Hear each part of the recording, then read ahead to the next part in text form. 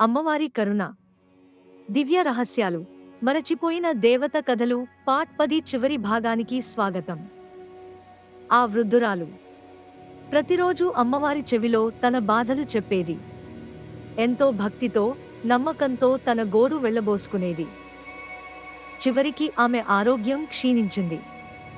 ఇక లాభం లేదు అనుకున్నారంతా. ఒక రాత్రి ఆమె స్వప్నంలో అమ్మవారు ప్రత్యక్షమయ్యారు. నీ భక్తికి సమాధానం ఇచ్చాను అని చెప్పారట. మరుసటి రోజే అద్భుతం జరిగింది. ఆమె సమస్యలన్నీ ఊహించని విధంగా పరిష్కారమయ్యాయి. ఇది ఈ సిరీస్కి ముగింపు మాత్రమే. భక్తి, భయం, అద్భుతాలతో కూడిన కొత్త సిరీస్లు త్వరలోనే మీ ముందుకు రానున్నాయి. ఇలాంటి అద్భుతమైన కథల కోసం ఇప్పుడే లర్న్ క్విక్ సబ్స్క్రైబ్ చేయండి. మరెన్నో ఆసక్తికర విషయాలతో మీ ముందుకు వస్తాం. ధన్యవాదాలు.